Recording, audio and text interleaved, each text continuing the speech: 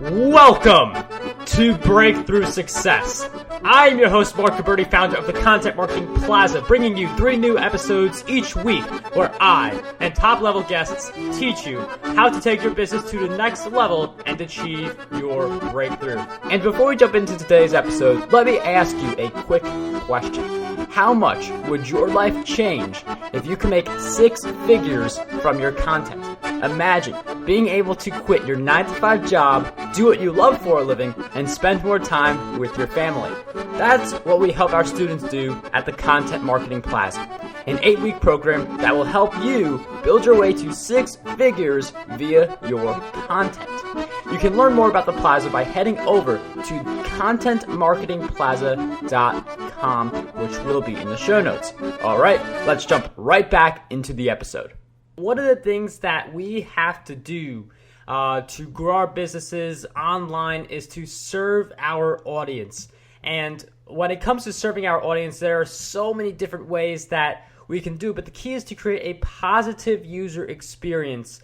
And in doing so, also boosting our SEO, because we care about the SEO, but we also care about that experience.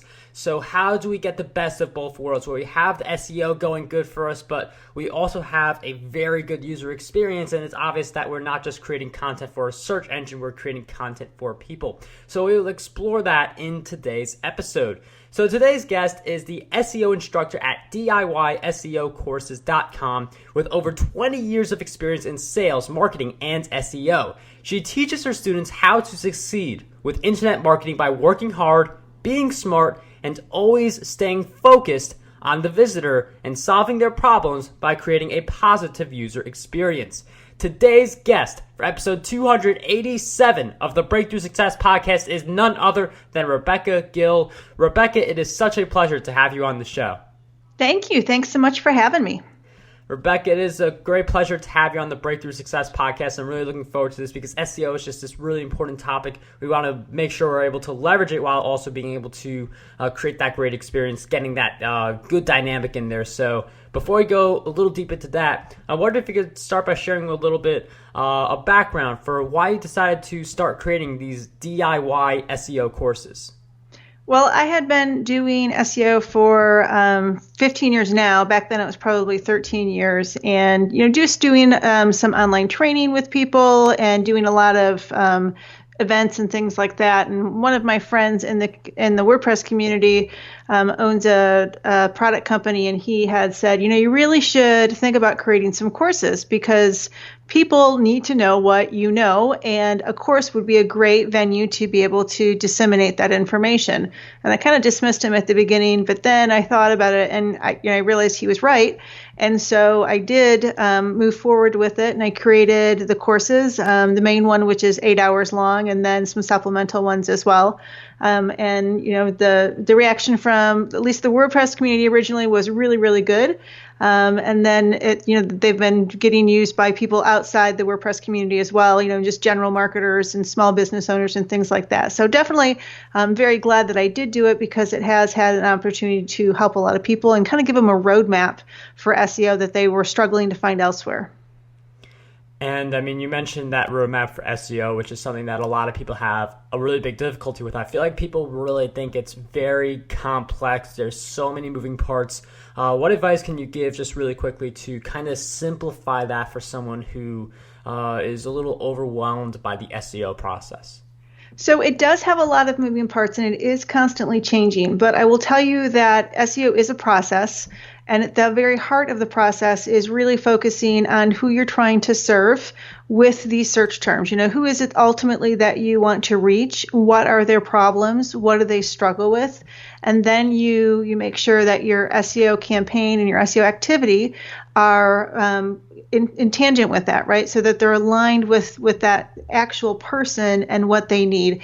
And when you start to think about SEO in that form, it doesn't seem to be so overwhelming. And then when you bring in Google into the mix and you think about, okay, what does Google really need to be successful? Google needs revenue. Revenue comes from the ads that they have. How does Google get people to come and click on their ads? Well, they create a really good experience for people who use organic search. And that's simply by finding the best content to answer someone's question that they put into that little search box. And that's Google's goal. And, SEO is about helping Google figure out what is the best content and, having a path to that content so it knows exactly what content to use for a given query. And that is the heart of SEO.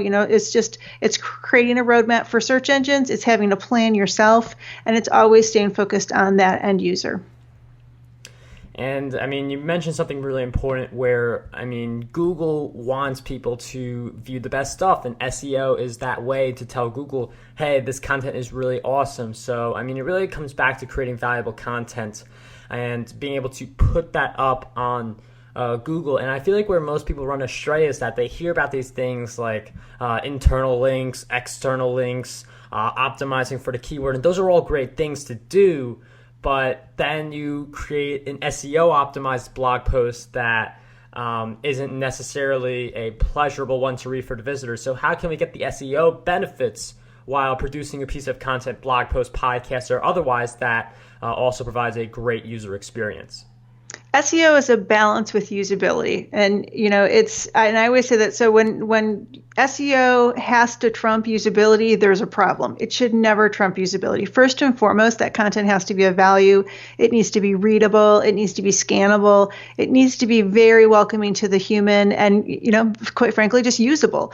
And that has to be the focus. And things like internal links and backlinks and that is all important, and the code base, yes. But if the content isn't of quality, if the content isn't digestible by the human, you won't rank anyways because the content will be failing. And then that's not going to, create that positive user experience, and Google won't like it in the end. So it is definitely a balance between multiple pieces of bits within the process, but the heart of it is that content. And again, making sure that content is providing quality information and solving someone's problem or answering a question for them.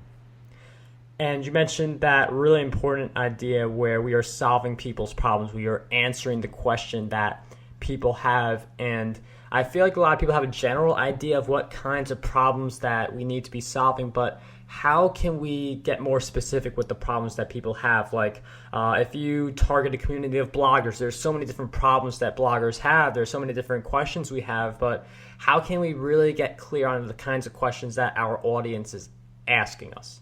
There are so many different places, and it really will vary by the industry or the niche. But like in your example, so blogging, right? Getting started with blogging, making money online.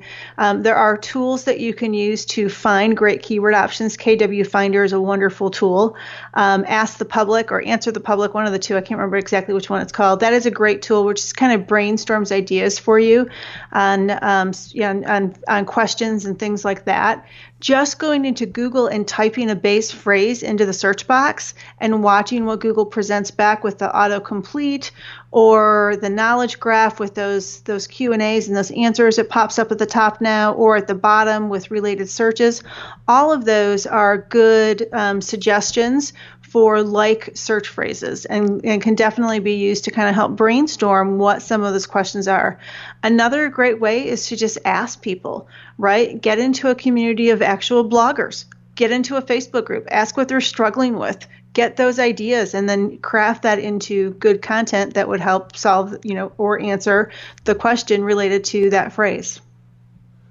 And I really like that. There's so many different ideas. The key is to be where your audience is, like that community. As you mentioned, asking people what they're struggling with is something that is really important to do if you're going to figure out more about your audience. And let's say you have this information. What exactly would you do with it? Like, I know you create content about this information, about what people are struggling with. Is there anything deeper to that than just simply creating blog posts, videos, or podcasts about these issues? Or is it just as simple as that? Never just as simple as that. But the biggest thing is to make sure that, when you're trying to target some content in SEO is that you have a keyword plan for it. You can both a main, keyword phrase and then some secondary keyword phrases for that content. And that becomes kind of, your own roadmap so that your keywords lie in that URL specifically. And you don't try to compete with yourself. So for example, if making money online was my phrase, I wouldn't want to target that on 10 different places within my website or my blog, because then it becomes confusing on which piece of content owns that phrase.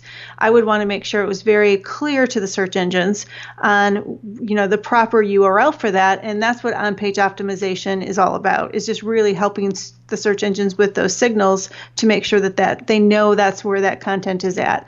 And that's the heart of it, right? And then we do a bunch of other things like internal linking and, semantic HTML5 headers and things like that to make sure that we even make it easier for the search engines to understand where that phrase lives.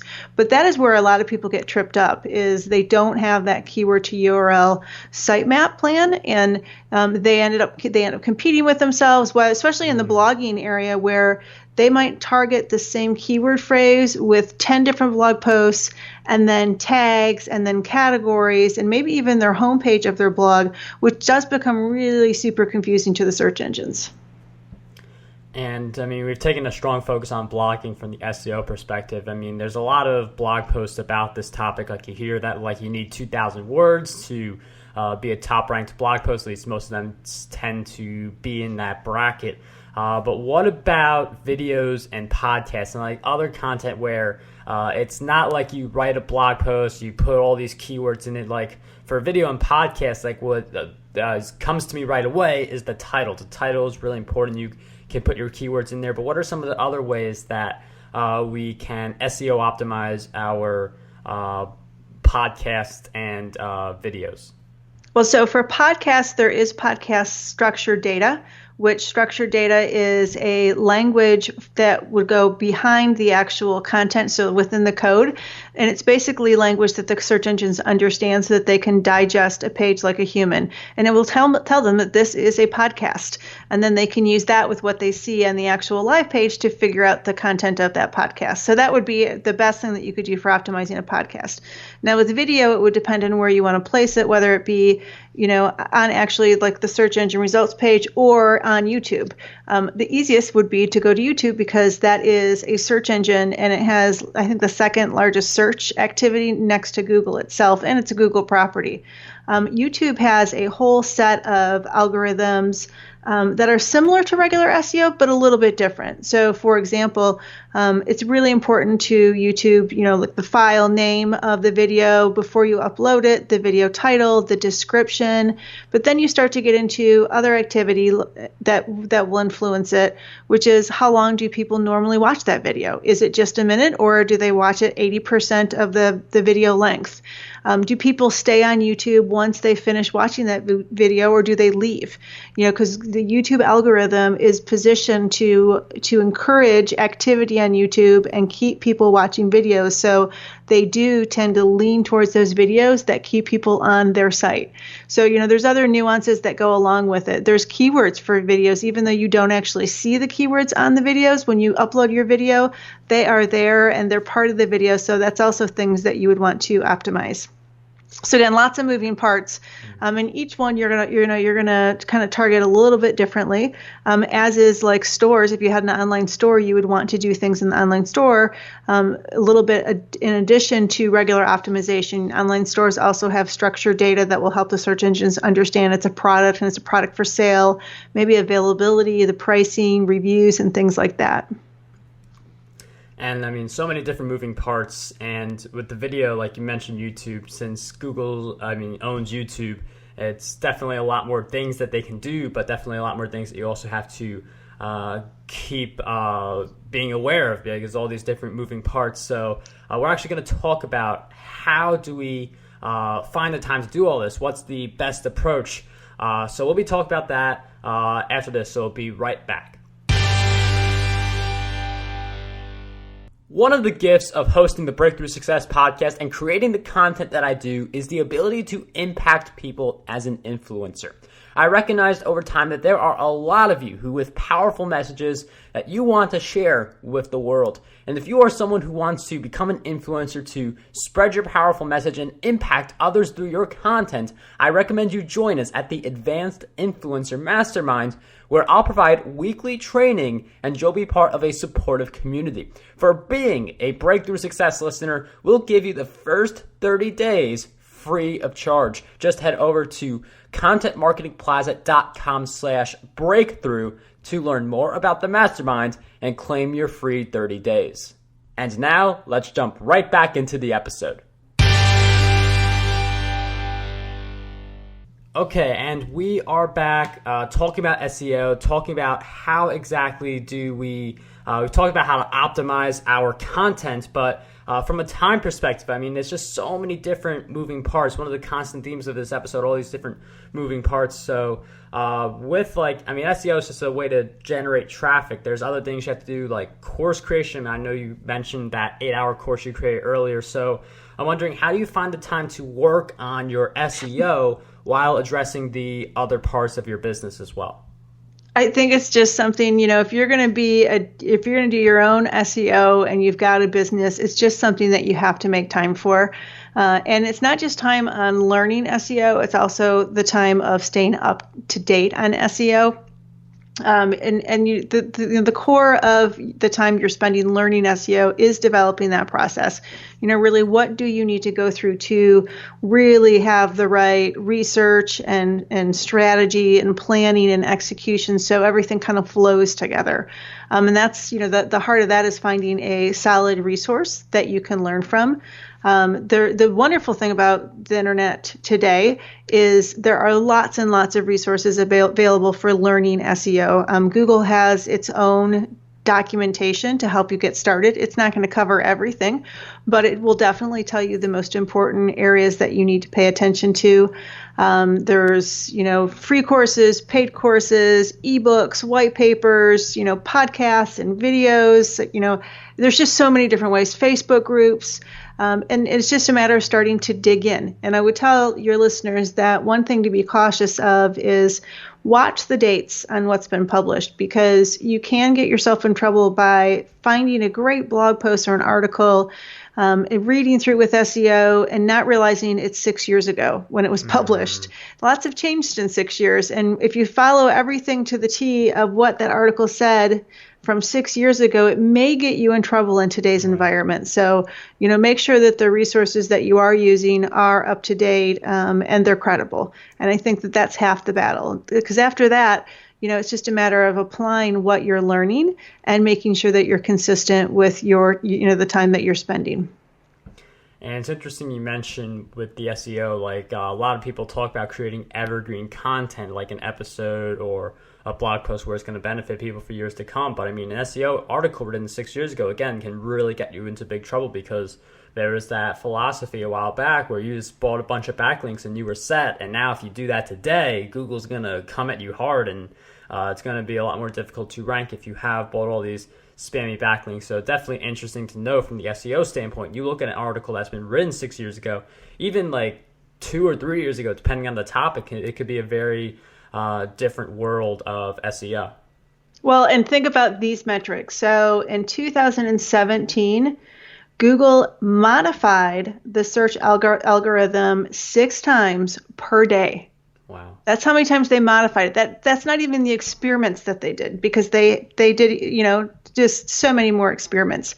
But that's how much, Google's tweaking it. And we've seen things really shift in 2018 in the way search engines work, particularly Google. The way the search results page of Google, it's completely different than what it was a couple of years ago. There's so much real estate taken up with the knowledge graph. Structured data is dominating page one. It's a really different world, and you do need to stay up to date on that information. Now, you don't need to, know every algorithm change, but you do need to know trends, and things that are shifting, because that's the way that you will stay educated yourself, as well as stay ahead of your competition. Now, you mentioned trends, and obviously these can change over time, but As of this episode recording, we're heading towards the end of 2018 as we're doing this. What are some of the trends that you see as being really important for SEO in the future? Structured data and schema is definitely one of them because it is, becoming more and more prevalent. Understanding what the knowledge graph is and what search results are being consumed by it. And the reason that is as Google puts more and more of its own information on the search engine results page, there's less and less click-through rates. And by that, I mean people come into the search engine, they search for something on Google, but they never actually click through to a website because they find the answer right on that page and then they leave. And that's becoming like, I think 30-40% of the time, if not more, I think on mobile. And so, you have to be aware of those things and plan for that. So if you're doing keyword research and you see that the keywords that you're looking at are having the knowledge graph and all, dominating, then pick something different, right? Go after some variations. The average search phrase is 4 words or more now. So that's definitely a shift that we didn't have in the past. And, people are searching with longer phrases and they're searching with more complex questions because they know Google has that artificial intelligence and it will be able to return very good results that are tied well to that search string. So, those are some major things that we see continue to evolve, through the year. And, definitely things like accessibility and performance and security with those SSL certificates. Those are all important. If you're a listener and you don't have an SSL certificate for your website, you need one because page 1 of Google is dominated with secure websites, and Google's throwing warnings in Chrome as the browser for anything that's not SSL certified. So, just some things that have definitely come to fruition this year, and they've tweaked the search landscape, and marketers and DIY website owners need to be aware of them. Interesting. You mentioned a lot of different things, that SSL certificate being something that's increasing in importance. Also the mobile. I feel like a lot of people have heard about mobile SEO coming into more popularity, but I don't feel like everyone's necessarily prepared. I feel like some people, they just set up their website and they hope it converts on mobile. So I'm wondering if you could share with us some of the differences between mobile SEO and SEO for a desktop and how we can be ready for even more mobile growth. So here are 2 data points to know. First one is that over 50% of the searches now happen on mobile. They don't happen on desktop. And Google is reviewing and indexing content based on the mobile version of your website and not the desktop version. That happened this year.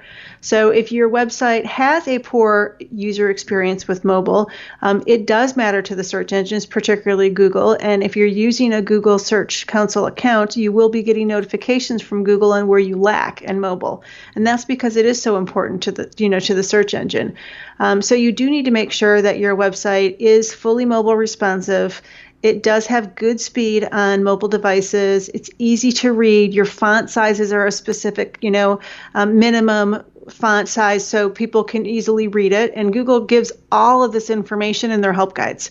So, definitely things to think about. And if you've not looked at your website on mobile, you definitely want to. And don't just go to the homepage. Browse through some internal URLs to see what's happening. And, can you read it? Do you have pop-ups that are blocking your content and it's difficult to, get rid of them? All of those things can be problematic for your human visitors, which will be problematic for your ranking in search.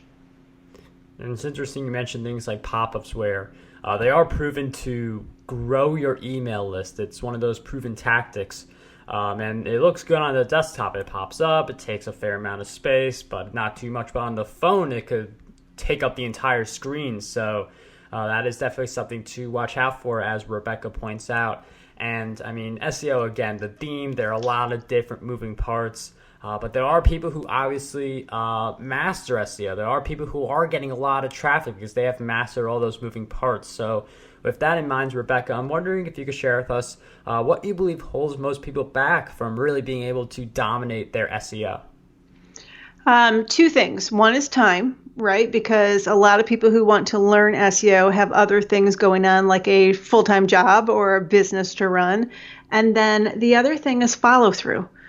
They don't follow through with a full process. They start the process, they maybe jump around in the process. They don't finish things. If they launch it, if they do a lot of it, maybe they hasten their time frame for publishing that content, and then don't come back to reverse engineer it to see what worked and what didn't work. What things did you do right, and then try to repeat those. And so those are the biggest things: is time and follow through. And because I'm a firm believer that if someone has enough desire, they can learn SEO. They just need to allocate time to it. They need to have a good process, and they need to have the follow through to make sure that they are doing it from start to finish, so that they can see what's working and what's not.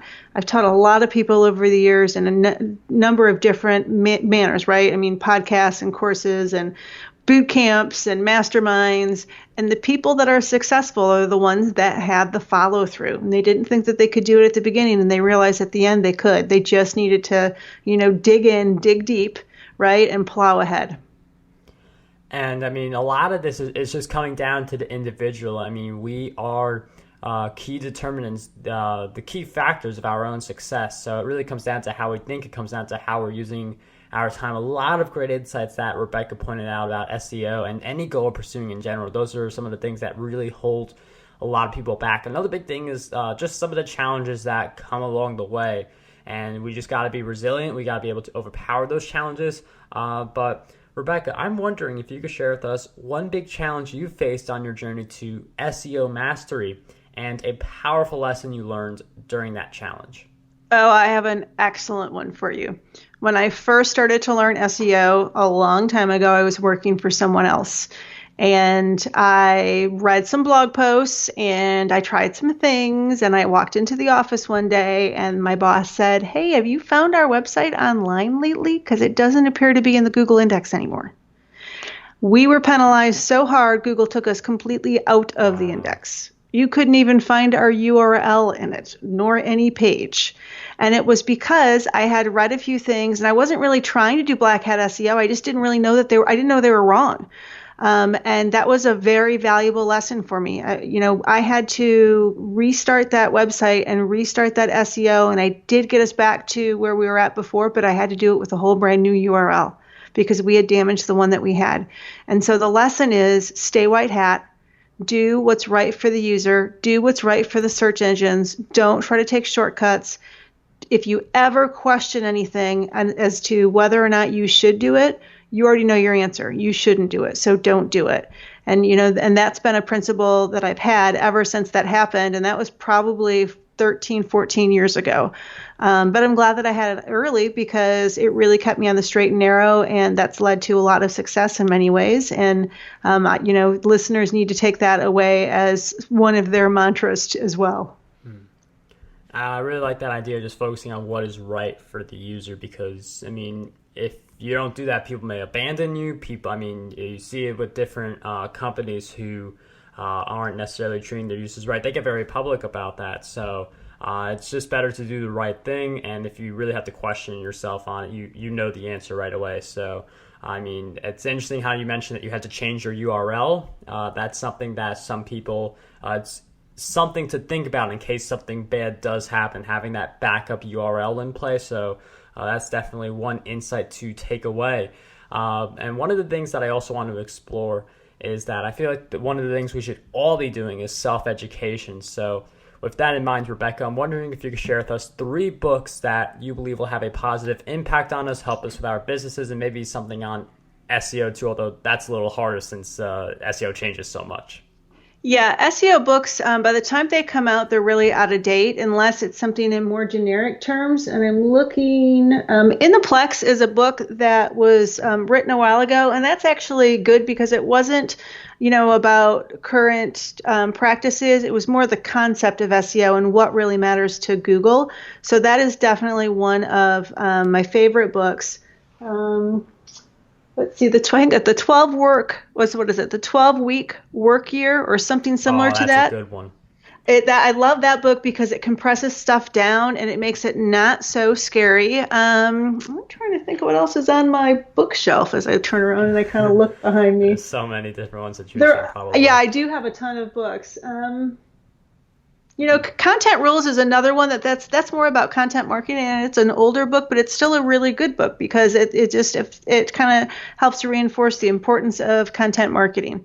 Because, SEO is great, but you have to have good content to actually optimize and promote and, take forward to the search engine. So that would be another recommendation. Rebecca, thank you for sharing with us those great book recommendations. Those will all be in the show notes, markgilberti.com/E287. We will also throw in content marketing secrets in the show notes. That is over at markgilberti.com/CMS book for anyone who is interested. Audiobook is up as well. So that, again, will be in the show notes. But before we wrap up this episode, Rebecca, I've asked you several questions throughout our time together, but what do you believe is one question that we need to be asking ourselves more often? What is my purpose? There's two. What is my purpose and who do I help? Rebecca, thank you for sharing with us those really great questions, getting to the core of what we are supposed to be doing, who we are supposed to be serving, things we should definitely be thinking about as we continue to create content and serve. So just thank you so much for those insights and all of the great wisdom you shared throughout our time together. For people who are wondering, where exactly do I find Rebecca? How can I learn more about SEO? You can head over to DIYSEOcourses.com, which will be in the show notes. But Rebecca, is there any other places where you want us to find you? You can go to RebeccaGill.com, which will link you over to my YouTube channel, my presentation slides, and a whole different set of other places. There's a Facebook group that I have for SEO that you're welcome to join, where I publish information and answer questions personally, along with a bunch of other SEO people. So all good places to get additional information on SEO. Rebecca, thank you so much for coming on the show. It was such a pleasure to have you on Breakthrough Success and talk about SEO today. My pleasure. Thanks so much for having me. Want to dominate the podcasting industry? Now you can with your free copy of my book, Podcast Domination. You'll learn how to launch, grow, and monetize your very own show. And whether you are a beginner or an expert, this book has a lot of golden nuggets for you. We'll cover the cost of producing this book. All we ask is that you cover the shipping. To get your copy, head over to markgilberti.com/PD.